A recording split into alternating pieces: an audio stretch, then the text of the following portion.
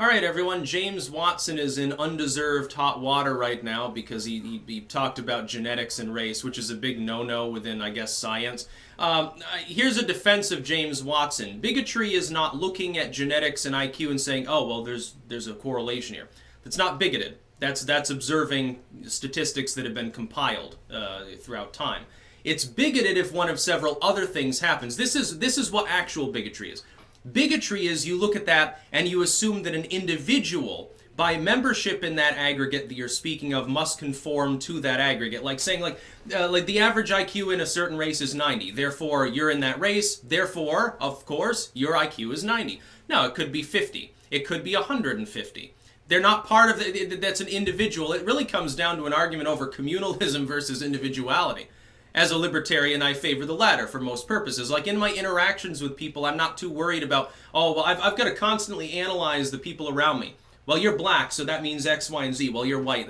No, I don't do that because that's bullshit.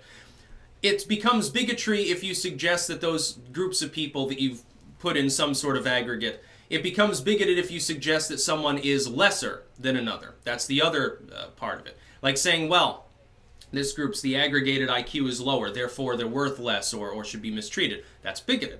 It becomes bigoted and unconstitutional as well if you suggest that some group of people should be treated differently under the law because of their membership in an aggregate for some statistical purpose. Those are bigotry. It is not bigotry to say that there is a statistical difference between groups of people. And I'll point out, the left has spent decades now deriding IQ as an improper measurement of anything really important anyway.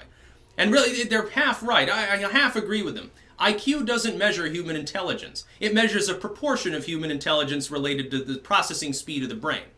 But then again, you can have some savant who their IQ is like 60 and they've got a photographic memory and can remember every book they've ever read. Or, they practically get a Nobel Prize. Like there was that one individual, I can't remember his name, and I believe he was black as well. He's what they call, and this is kind of a deriding term, this is what's used, idiot savant. I prefer just to say savant. And he painted this picture of the Manhattan skyline. They took him up in a helicopter for like an hour, let him look out of the city.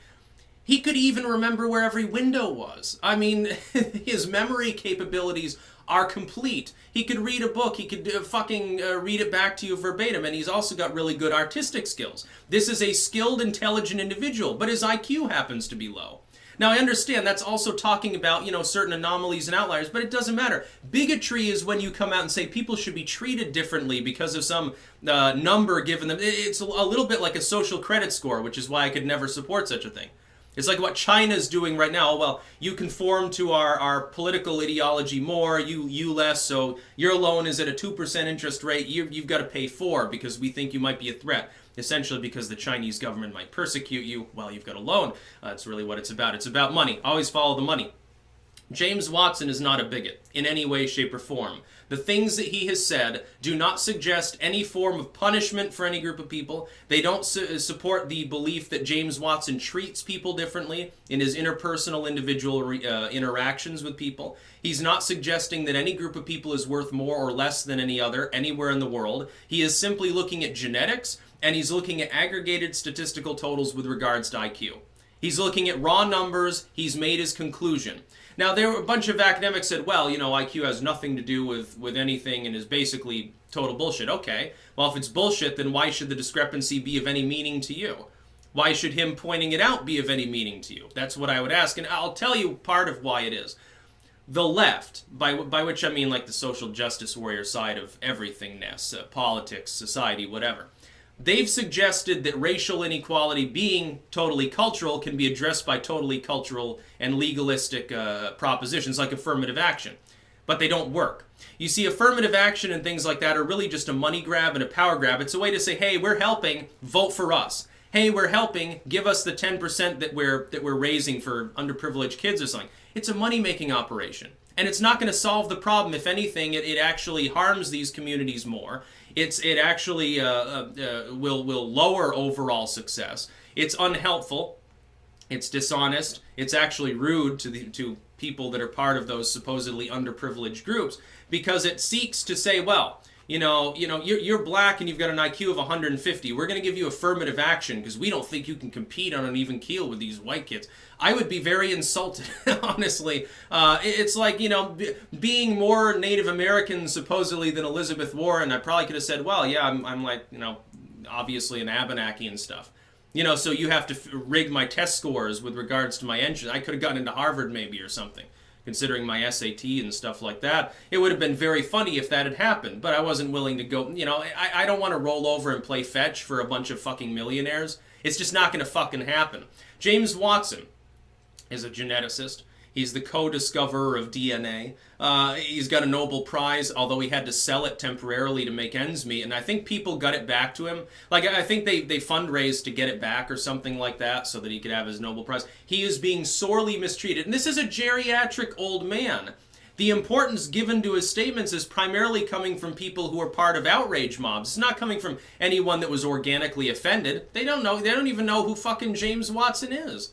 Probably, most people.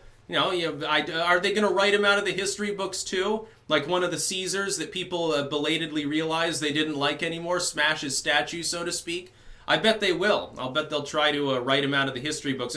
How Crick discovered DNA with that female scientist who did the X-ray, crystallography or whatever they called it at the time, and then they realized it was a double helix. That'd be funny. Oh, James Watson, who's that? Oh yeah, he basically just sat in the closet and did nothing. He just twiddled his thumbs while everyone else did the real work. Trust us. Just ignore those textbooks from before, the 2000s. Totally mistreating the dude. He's an old man. Fucking leave him alone. They shouldn't be toying around with him for political reasons because he's not in politics. He has nothing to do with politics. He's talking about science and statistics. And he's not wrong. He's just not attaching any further importance to it, which would be, he'd have to do that in order for it to be genuinely bigoted. He'd have to say, well, yeah, there's this discrepancy in statistics. So I treat my maid differently from the way that I treat my next door neighbor, or something like that. That's how you become a bigot. And then you get that all the time. It's like some people think that IQ is the end-all, be-all of intelligence. Some of them are like ethno-nationalistic and they sit there chortling about the same statistics. Well, that's totally different from what Watson's doing. He just made an off-the-cuff fucking comment. People are acting like he's solely responsible for all the misery in the world. Yeah, this celebrated scientist. He's definitely a heavy-hitting political analyst, and he should be uniquely held responsible for everything he says, because otherwise every child in America will think bad things. It's wrong think. No, I just don't think so. I think that it's a witch hunt. That's about all. Peace out.